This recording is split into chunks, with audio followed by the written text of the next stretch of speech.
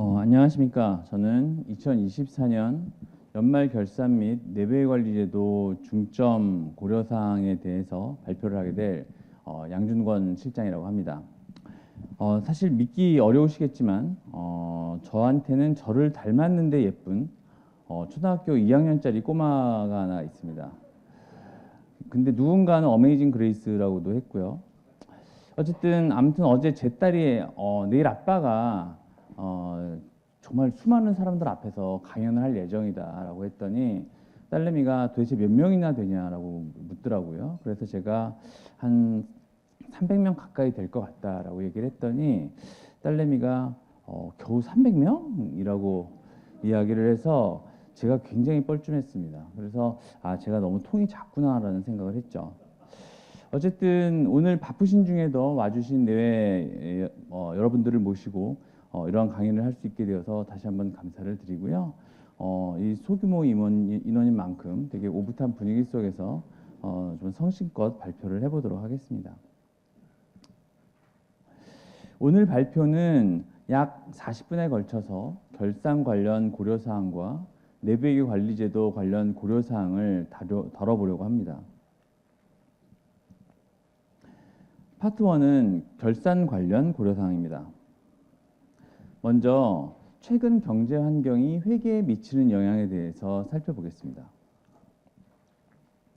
올해 상반기에 한국 경제와 관련해서 언론에 많이 나왔었던 단어들을 살펴보면 반도체나 자동차 수출을 호조둔 것 같은 긍정적인 기사들도 있었죠. 하지만 지정학적 리스크로 인한 국제 유가 및 공급망 불안정, 이에 따른 원부자재 가격 상승, 신용등급 하락, 부동산 PF 위기 등 부정적인 기사가 더 많았던 것 같습니다.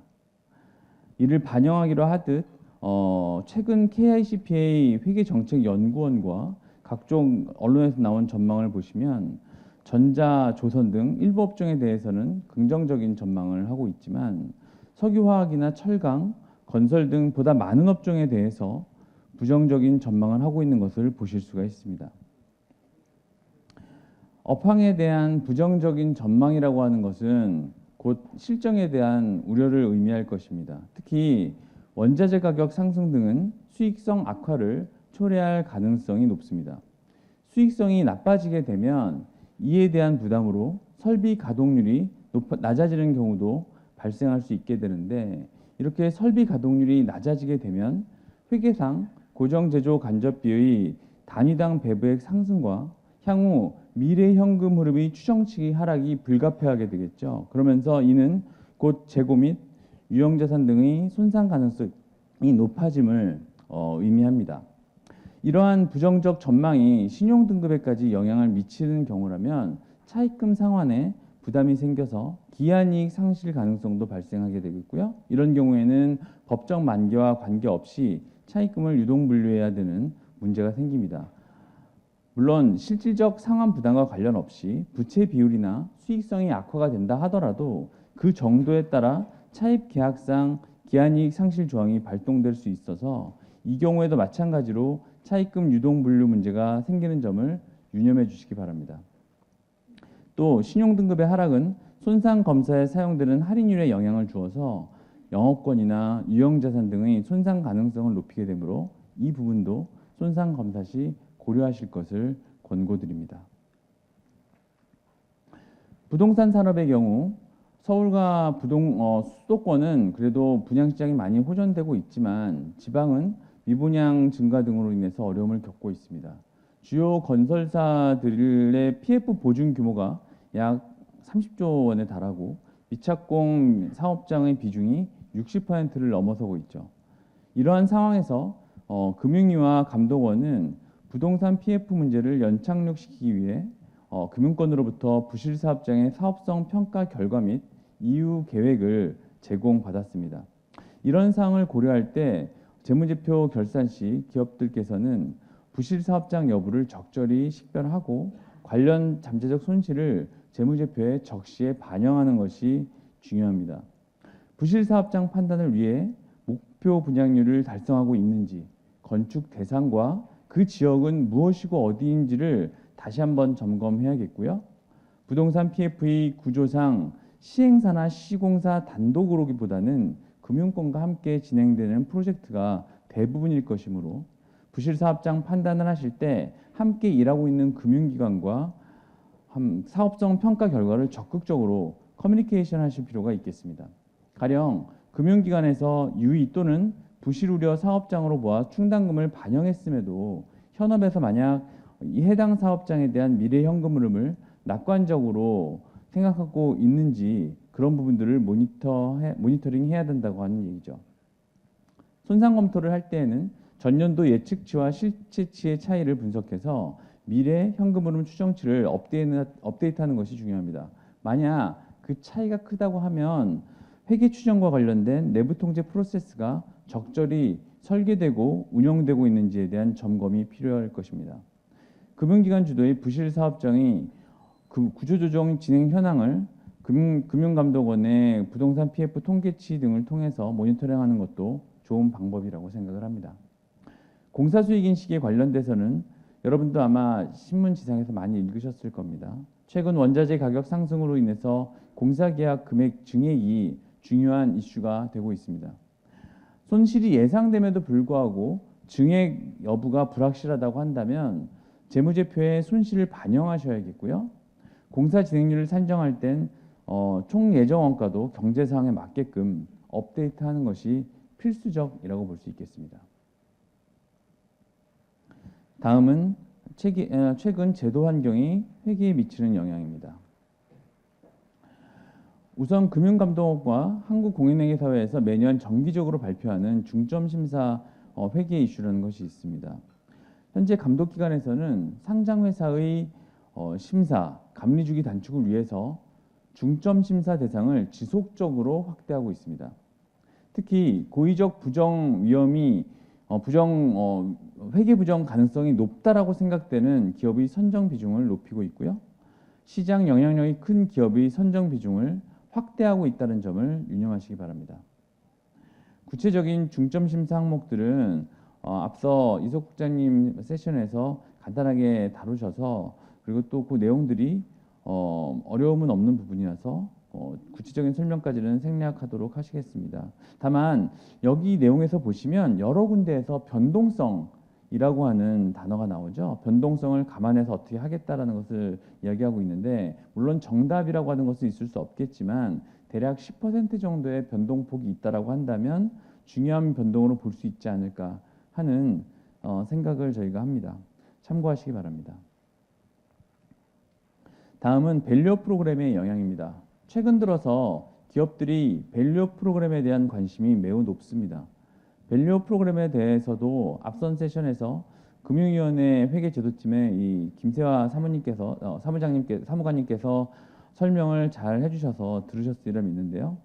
기업가치 제고를 위해서는 기업은 중장기적 목표를 설정해야 할 것입니다. 그리고 이를 달성하기 위해서 기업들은 여러 가지 노력들을 하겠죠. 기업 가치를 제고하기 위해 개선해야 할 많은 재무지표들이 있겠습니다만 그 중에서도 가장 많이 언급되는 것이 바로 PBR일 것입니다. PBR은 Price to Book Value Ratio의 약자로서 시총을 순자산 가치로 나눈 값이죠. 소위 코리아 디스카운트를 이야기할 때 많이 언급되는 지표이기도 한데 화면에서 보시는 것처럼 우리나라가 주요 국가 비교 시 상당히 낮은 수준임을 보실 수 있습니다. PBR을 높이기 위해서는 ROE라 불리는 자기자본 이익률과 PER 또는 PER라 불리는 주가이익률을 높여야 합니다.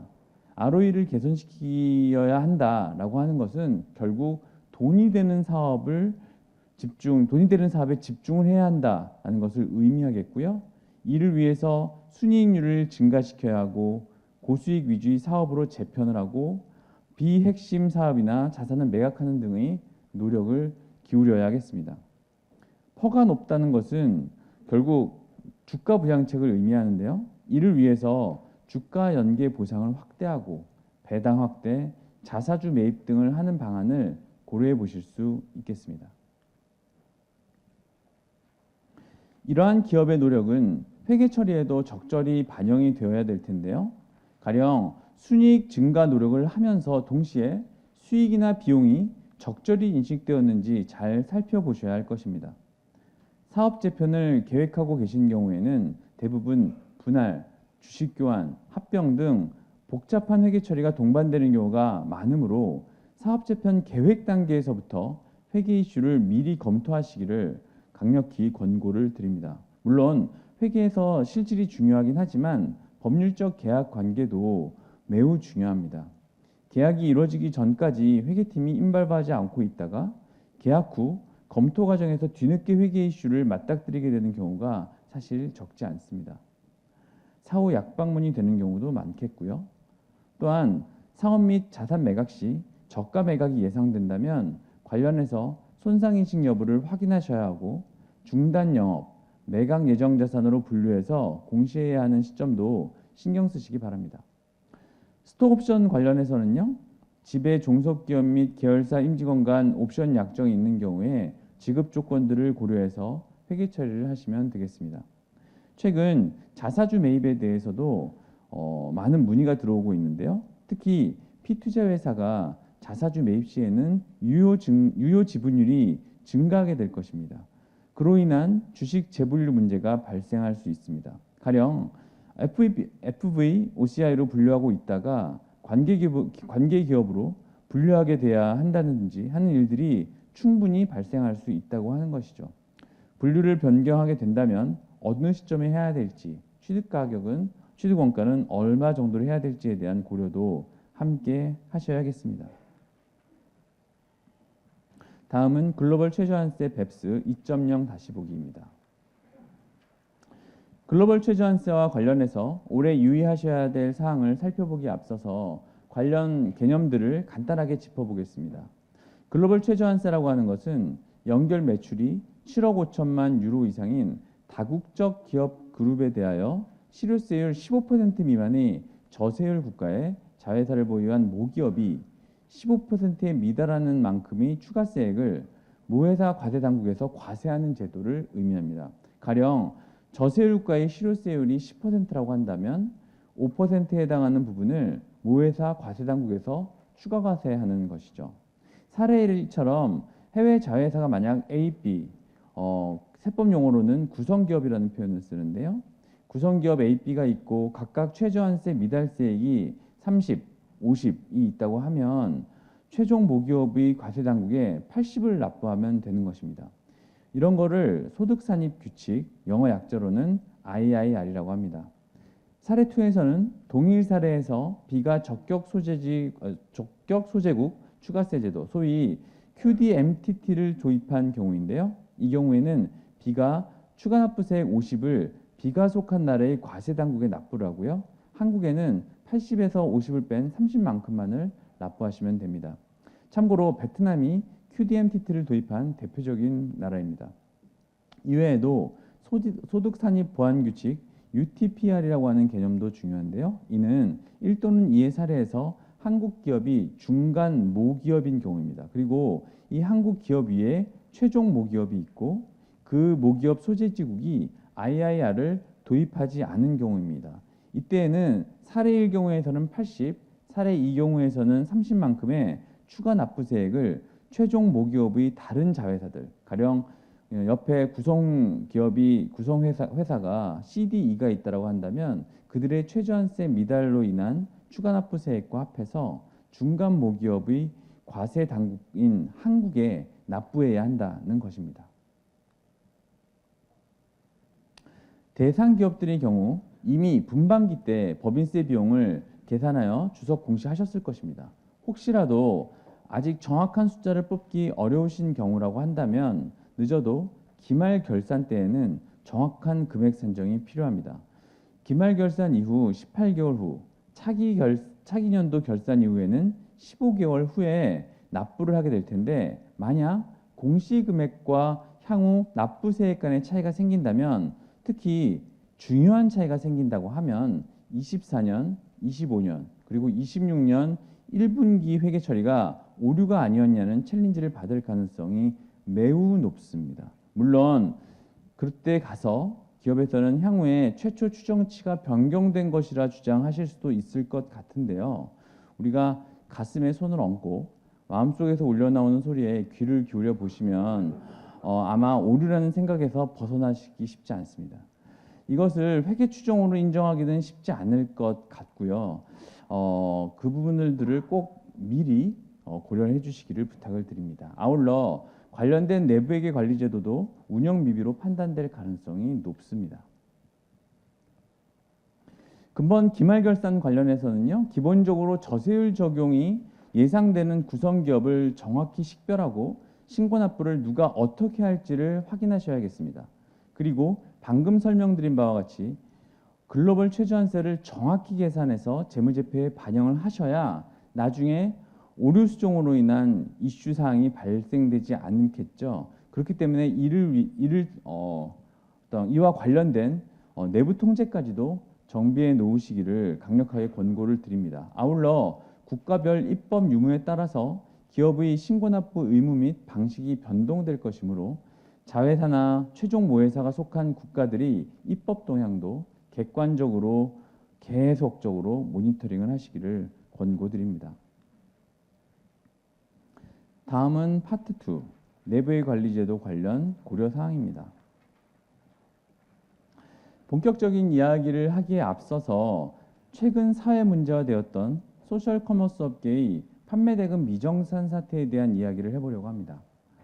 이 사태는 신문지상에서 그동안 보셨던 것처럼 7월 중순부터 큐텐 계열사인 위메프, 티몬이 판매자에게 대금을 지급하지 않게 되면서 발생한 일련의 사태입니다.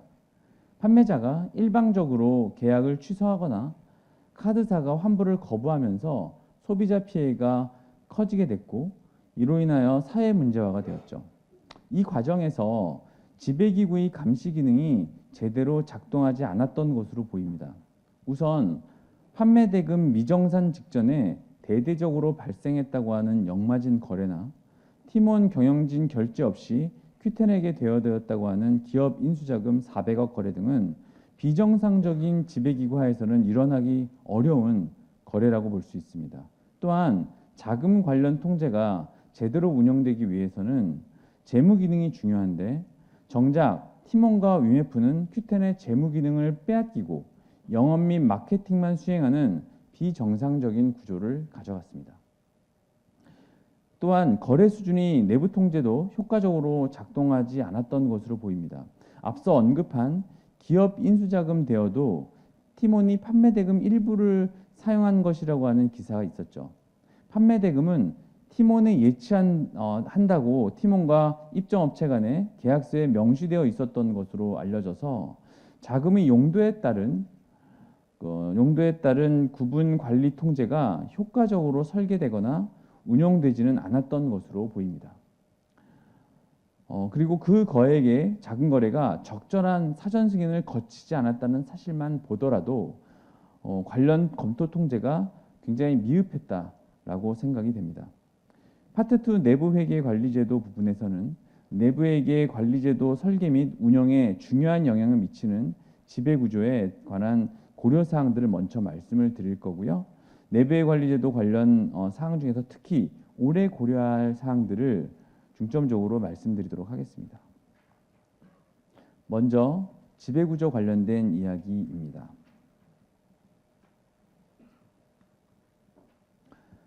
최근 들어 지배구조 개선에 대한 사회적 관심이 굉장히 증대되고 있습니다.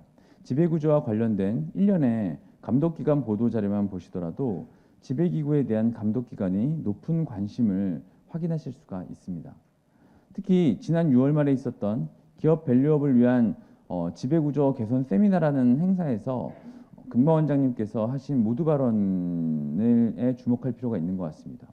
이 사회가 경영진에 대한 효과적인 감시 역할을 잘해야 하는 것은 물론이고 주주에 대한 책임을 가져야 한다고 강조를 하셨고요. 이는 이사의 주주에 대한 책임을 강조한 상법 개정안과도 연관이 있어 보입니다.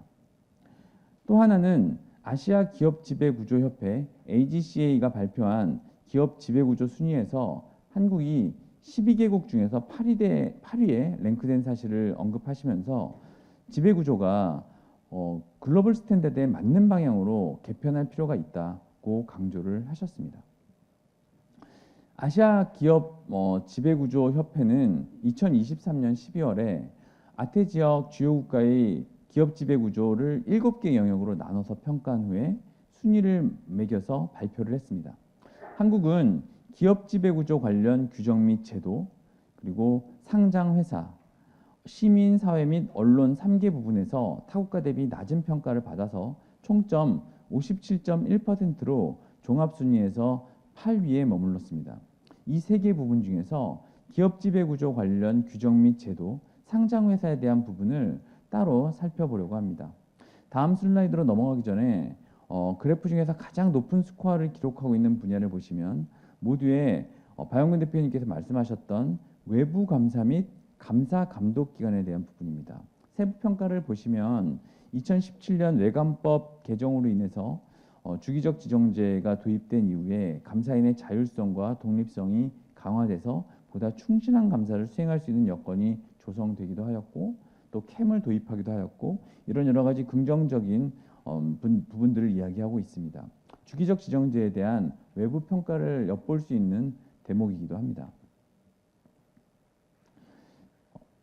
기업 지배구조 관련 규정 및 제도 부분에 대한 상세 평가 결과를 보시면요, 2020년이랑 비교해 봤을 때 점수가 좋아지긴 했지만 순위는 한 단계 상승에 그쳤고, 이에 대해 AGCA는 기업 지배구조가 좋아지기는 했으나 순위는 지배 둘러싼 제도와 환경을 개선하기 위해서 국가 간 경쟁이 치열하고, 그런 점에서 한국은 여전히 다른 국가들에 비해서 뒤처지고 있다고 평가를 했습니다.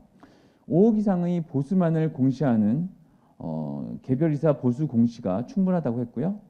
개최 2주 전까지 해야 되는 주총 소집 통지 기한이 너무 짧다고 평가를 했습니다. 또한 중요한 특권자 거래에 있어서 주주 승인이나 제3자의 의견을 요구하는 규정도 없고, 사회이사 쿨링오프 기간도 너무 짧다는 의견을 피력했습니다. 상장회사 관련된 부분을 보시면요, 2020년과 비교했을 때 모두 소폭 상승했습니다. 긍정적인 코멘트로는 자산 2조 이상의 상장사는 감사위원회를 설치하고 독립적인 사회이사를 감사위원장으로 선임할 의무가 있으며 실제로 준수하고 있다. 감사위원회, 그리고 좀 안 좋은 코멘트로서는 감사위원회에 최소한 한 명의 회계 또는 재무 전문가를 필수로 요구하고 있지만 이것 또한 불충분하다라고 이야기를 했습니다. 세부 평가 내용을 보시면 객관적인 이사회 평가 실시 및 공시라든지 성별 구성 등에 있어 이사회의 다양성 정책 수립이 모자라다고 하는 등 몇 가지 사항에 대해서 부정적인 이야기를 했습니다. 한국의 지배구조 개혁을 위한 ACGA의 권고사항을 보시면요, 크게 6개 내용이 있습니다. 간단히 살펴보면, 첫째, 지배구조 문제의 근원적인 문제를 일관되고 체계적인 방식으로 해결할 수 있는 중장기 로드맵을 개발하자라고 했고요. 둘째는 이사교육 강화인데, 이는 최근 들어서 감독기관이 이사의 주주에 대한 신의성실 의무를 강조한 것과 일맥상통합니다. 이사하면 회사의 이익을 대변하는 사람이 아니라 주주의 이익까지도 대변해야 한다라고 하는 것이죠. 이에 대해 이 외에도 사회이사 선임제도 강화, 주총 제도 개선 및 스튜어드십 코드 개정 권고를 했고요. 자사주 규제에 대해서도 강화를 권고했습니다. 이러한 권고사항 이행을 통해서 글로벌 수준으로 기업 지배구조 개혁을 할 수 있는 팁을 얻으실 수 있을 것입니다. 한국의 기업 지배구조 평가와 관련해서 우리나라에서 유사한 분석을 한 것이 한국거래소에서 2023년 발표한 기업 지배구조 보고서 공시 점검 및 분석 결과입니다. 일정 규모 이상의 상장회사들은 기업 지배구조 가이드라인에 따라서 기업 지배구조 보고서를 공시해야 하는데요, 한국거래소에서 이 보고서들을 분석한 것입니다. 해당 분석 결과에 따르면, 첫 번째, 기업 지배구조 평가를 위한 핵심 지표 15개의 준수일이 22년보다는 개선이 되었다. 그리고 두 번째, 2조 이상의 기업의 지표가 1조에서 2조 사이의 기업보다 좋았다 해서 대형 기업일수록 핵심 지표 준수율이 우수한 것 같다라고 했고요. 15개의 핵심 지표 중 6개의 지표의 준수율이 60% 이하로서 여타 지표에 대비해서 상대적으로 미흡한데, 특히 주주 및 이사회에 대한 핵심 지표들이 어떤 절반 정도가 미흡하다고 나왔습니다. 향후 보완이 필요한 부분이 어느 곳인지 어느 정도 가늠을 할 수 있는 것 같습니다. 이사회 및 내부감사기구 분야에서 22년 대비 준수율이 감소한 지표를 보시면 이사회 의장과 대표이사의 분리, 그리고 독립적인 내부감사 부서의 설치가 있습니다. 이는 해당 지표에 대한 기업 지배구조 가이드라인의 준수 기준이 전기 대비 강화되었기 때문인 것으로 보입니다. 주지하시는 바와 같이 감독기관은 지배구조 우수 기업에 대해서 향후 주기적 지정제 면제 방안을 계획을 하고 있습니다. 면제, 아까는 유예라고 하셔서 유예 방안이라고 표현하는 게 좀 더 정확할 것 같네요. 또한 지정 유예에 대한 평가를 할 때 가점으로 반영 예정인 기업 밸류업 표창 시에 지배구조 측면에 대해서도 고려할 예정이라고 합니다. 앞선 세션에서도 간단하게 설명이 되긴 했습니다만, 아직 지정 면제를 위한 구체적인 면제나 유예를 위한 구체적인 평가 방법이나 면제 방법에 대해서는 향후 감독기관의 발표를 기다려봐야 할 것 같습니다. 지금까지 살펴본 한국거래소와 ACGA 평가 결과를 고려해서 한국의 기업 지배구조 개선을 위한 제안사항을 말씀드리면 다음과 같습니다. 아래 세 가지는 기업 차원의 제안사항으로서 지배구조 보고서상의 핵심 지표 준수율을 높이는 것은 물론이고 동시에 글로벌 표준에 맞추기 위한 방안입니다. 그리고 위에 두 가지는 개별 기업 차원을 넘는 정책 차원의 제언입니다.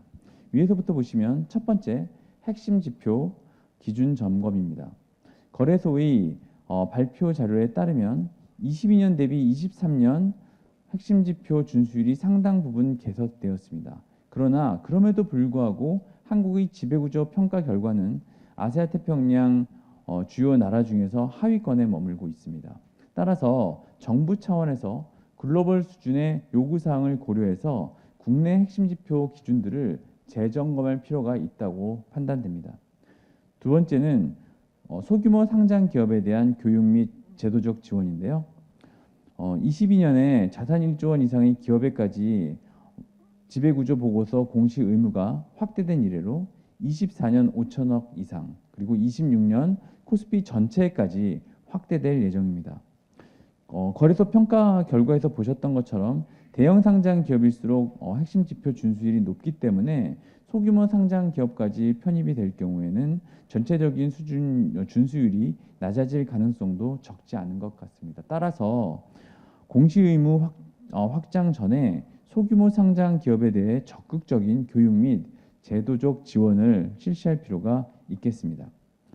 기업 차원의 제안 사항은 먼저 독립적인 이사회 및 내부감사 조직 구성입니다. 즉 사회이사의 이사회 의장 선임을 적극 검토하시고 강화된 독립성 요건을 충족하는 내부감사 부서를 조직하시기를 갖추시기를 권고드립니다.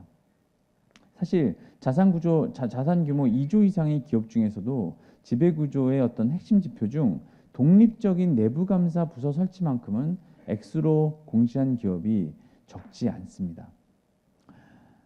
두 번째로는 이해관계자와의 커뮤니케이션 증대입니다. 아시아 태평양 다른 국가에 비해 비교적 느슨하다고 평가받는 주총 소집 공고도 준수율이 상당히 저조하고요. 배당 정책 및 실시 계획과 관련해서 주주에게 통지하는 부분도 준수율이 높지 않는 등 주주 관련 준수율이 저조한 편이므로 주총 소집 공고, 배당 관련 공고, 그리고 등의 어떤 주주와의 커뮤니케이션 관련된 규정 및 준수 현황을 다시 한번 점검해 보시기를 권고드립니다. 마지막으로 구성원들의 전문성 확보를 위한 노력입니다. 방금 설명드린 두 영역에 대해서는 핵심 지표 준수율도 낮았고 ACGA 보고서상에서도 미흡하다고 지적을 받은 바 있습니다. 하지만 내부감사기구의 회계 및 재무 전문가에 대한 부문은 핵심 지표상에서는 높은 준수율을 기록하고 있었죠. 90몇 %였던 것으로 기억을 합니다. 그럼에도 불구하고 ACJ 평가에서는 부정적인 평가를 받았습니다. 비록 최소한의 요구치는 만족하고 있을지언정 구성원들이 전문성 확보를 위한 추가적인 노력이 필요해 보이는 지점입니다. 특히 회계, 내부회계 관리제도의 실질적인 감독을 위해서는 회계 전문가를 포함하시기를 권고드립니다. 다음은 내부회계 관리제도 관련 고려사항인데요. 자금통제 관련 사항 위주로 해서 설명을 드리도록 하겠습니다. 2024년은 과거 자율규정으로 운영되던 내부회계 관리제도 평가 및 보고 모범 규진이 외감규정 시행세칙 내 내부회계 관리제도의 평가 및 보고 기준으로 규정화되어 시행되는 첫 해입니다. 부정을 예방하는 것이 내부회계 관리제도의 목적이 될 수는 없습니다. 하지만 감독당국은 내부회계 관리제도의 효과성이 부정행위의 예방 및 적발에 미치는 영향을 고려해서 내부회계 관리제도 운영실태 평가 보고서에 첨부로서 자금 관련 부정 위험에 대응하기 위해 회사가 수행한 내부 통제 활동을 공시하도록 요청하였습니다. 그리고 사례에 나와 있는 내용들을 보시면 수행 부서를 적는 등 꽤 구체적인 수준의 요구 사항들이 있는 것을 보실 수가 있습니다. 실무적으로도 이게 만만치 않은 부담이 있고요. 금융기관 같은 경우는 굉장히 숫자가 많을 수밖에 없습니다. 그래서 이 시행을 앞두고 의견을 청취 중인 것으로 알려지긴 했습니다만 어쨌든 공시까지 되어야 하는 정보인 만큼 기본적인 자금 통제가 누락되지 않도록 유의하셔야겠습니다. 특히 앞서 살펴본 소셜 커머스 미정산 사태에서 발견되었던 계좌별 용도 구분이 되어 있지 않아 집행되어야 될 자금이 다른 자금으로 전용된 사례가 없는지, 승인되지도 않은 자금이 집행될 여지는 없는지, 그리고 비경상적인 거래에 대해서 검토 절차가 적절히 수행되고 있는지, 특권자 거래에 대해서 승인하고 모니터링하는 통제는 유효한지 등을 살펴보시는 것이 좋겠습니다. 1년 유예 기간에 적용이 가능하죠. 그렇기 때문에 아마도 유예를 선택하시는 경우가 대부분일 것이라고는 생각이 됩니다만 이 경우에도 최종 점검을 오래 해보시는 것을 강력히 권고드립니다. 다음은 자금 관련 효과적인 내부 통제 구축을 위한 경영진의 체크리스트를 체크 포인트를 예시적으로 보여드린 것입니다. 저희가 나눠드린 설문지 안에도 이와 관련된 질문이 아마 있으셔서 보셨을 것 같은데요. 나중에 잘 작성해 주시기를 부탁을 드리고요. 전사적 통제, 거래 수준의 통제에서 참고할 만한 내용들입니다. 아마 많이들 익숙하신 내용들일 것이므로 상세한 설명은 생략하겠습니다만 9월 중에 감독원에서 업종별 공시모범 사례를 발표한다고 하니까요. 그 내용은 꼭 확인하시기를 권고드립니다. 운영실태보고서상 공시하셔야 할 내용과 함께 내부의 관리제도 평가 보고서상에서 공시하셔야 할 내용을 살펴보겠습니다. 좌측에 있는 공시 사례에 보시면 제가 볼드로 표시는 안 했지만 눈에 좀 딱 띄는 단어가 있지 않나요? 저한테만 띄나요? 내부의 관리제도가 신뢰성 있는 회계정보의 작성과 공시에 실질적으로 기여하지 못하고 있다고 판단한 경우, 운영실태보고서의 시정계획이 해당 회사의 내부의 관리제도를 개선하는 데 실질적으로 기여하지 못하고 있다고 판단한 경우, 그렇죠. 실질적이라고 하는 단어입니다. 감사 및 감사위원분들께서는 내부회계 관리제도가 신뢰성 있는 정보 작성에 실질적 기여를 하지 못하고 있다고 판단하시거나 내부회계 관리제도 시정 계획이 실질적인 도움이 되는 것이 아니다라고 판단하실 경우에는 이를 공시하셔야 합니다. 이를 위해서는 무엇보다 회사가 작성하는 내부회계 관리제도 운영실태 보고서가 신뢰성 있게 작성되고 검토되어야 할 것입니다. 가끔 운영실태 보고서의 결론이 감사인의 결론과 다른 경우가 발견될 때가 있습니다. 대부분의 경우에는 감사인의 결론이 적정이 아닌데 경영진의 운영실태 보고서 결론이 적정인 경우죠. 이렇듯 둘 간의 차이가 발생하거나 발생할 것으로 예상되는 경우에는 특히 유심히 검토해 보실 필요가 있겠습니다. 또한 회계 처리를 포함한 경영진의 주요 의사결정 시 적시에 보고받고 모니터링하는 것도 챙기셔야 합니다. 가령 어렵고 중요한 회계 처리에 대해서 감사위원회가 감사인과 충분히 논의하였는지 여부는 향후 이 회계 처리가 문제가 된다 하더라도 어떤 의도 없이 충분한 검토를 거쳤는지 여부에 대한 중요한 증거가 될 수 있다는 점을 유념해 주시기 바랍니다. 특히 강조드리고 싶은 중요 공시사항으로는 내부 회계 관리제도 운영 실태 평가를 위한 경영진과 내부 대면 협의를 하고 자금 관련 부정 위험에 대해서 감사인과 커뮤니케이션을 한 내용을 기재하도록 한 부분입니다. 이를 위해서 대면 협의 일정이 충분히 계획되고 있는지 확인을 하셔야겠고요.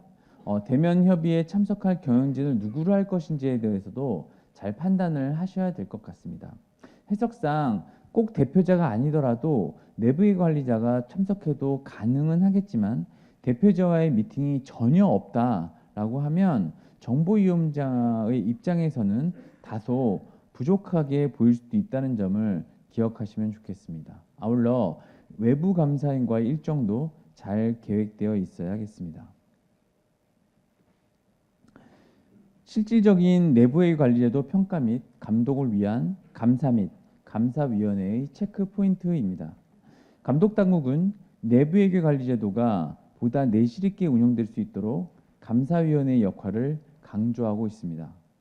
이를 고려해서 경영진과의 대면 면담 시에는 특히 최근 사회적 관심도가 매우 높은 자금 관련 통제 설계 및 운용 실태에 대해서 꼭 점검을 하셔야 할 것이고요.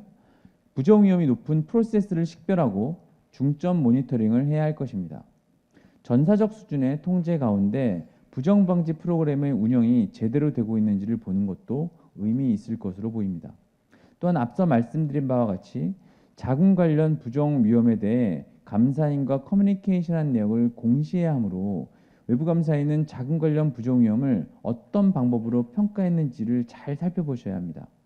가령 최근에 많이 사용되고 있는 데이터 분석 기법을 감사에 사용하고 있는지, 실사 및 외부 조회에 관련해서 특이사항은 없었는지 이런 부분들을 확인하시기를 권고드립니다. 또한 감사 수행 중 식별된 자금 통제상 유의적인 미비점 및 시정 계획들을 확인하셔야겠고요. 만약 감사 과정에서 부정의 징후가 발견된 경우에는 포렌식 등 외부 전문가 투입을 고려하셔야겠습니다. 다음은 내부의 관리 제도와 관련해서 2024년 시사점 및 체크포인트를 다시 한번 정리한 내용인데요. 이 내용은 제가 다음 장표에서 24년 결산 시 고려사항과 함께 다루도록 하겠습니다. 스타벅스 같은 데 이렇게 가시면 메뉴판에는 없는데 이렇게 주문하면 나오는 메뉴들이 있습니다. 이거를 히든 메뉴라고 부르는데 이 히든 메뉴를 시키면 뭔가 자신만이 아는 특별한 것을 시키는 그러한 느낌이 들기도 합니다. 이번 장표는 오늘 먼 곳까지 직접 오신 분들을 위한 어떤 히든 메뉴 같은 내용입니다. 배포에서 넣어드린 자료가 조금 전 보신 장표까지라고 보시면 되겠죠. 혹시 너무 늦게 만들어서 배포본에 못 넣은 게 아니냐는 합리적인 의심을 하실 수도 있는데요. 꼭 그런 것만은 아니다라는 점을 말씀드리고 싶고요. 네, 오늘 준비한 제 히든 메뉴를 공개하도록 하겠습니다. 오늘 강의 드린 내용 중에서 집에 가시기 전에 꼭 챙겨 가셔야 할 내용만 정리한 키 테이크어웨이스입니다. 지금까지 뭐 빨리 말하기도 하고 급하게 얘기하게 돼서 뭐 기억이 하나도 안 나실 수 있죠. 이것만 챙겨 가시면 되겠습니다. 먼저 결산 관련 사항입니다. 회사의 수익률이 악화일로에 있을 경우에는 가동률 저하가 일어날 수 있습니다. 이때에는 재고 및 유형자산 손실을 인식해야 하는 것이 아닌지 고민해 보셔야겠고요. 신용등급 하락이 발생한 경우에는 기한이익 상실에 따른 차입금 유동 분류, 위험 프리미엄 상승에 따른 할인율 증가를 고려하셔야 합니다. 건설업의 경우 부실 사업장을 평가하고 손실을 반영하시되 금은기관의 평가 결과를 고려하심이 필요하겠습니다. 밸류업 프로그램과 관련해서는 순이익률 증대를 위한 노력을 하시되 수익 비용 인식이 적정하게 될 수 있도록 해주시고요. 사업구조 재편이 필요한 경우라면 분할 합병 등의 회계 처리를 미리 검토하셔야겠습니다. 절대 사후 약방문하지 마시기 바랍니다. 피투자 회사에서 자사주 매입이 있는 경우에는 유효 지분율이 변경되므로 그에 따라 주식 재분류가 필요한지 확인해 보셔야 합니다.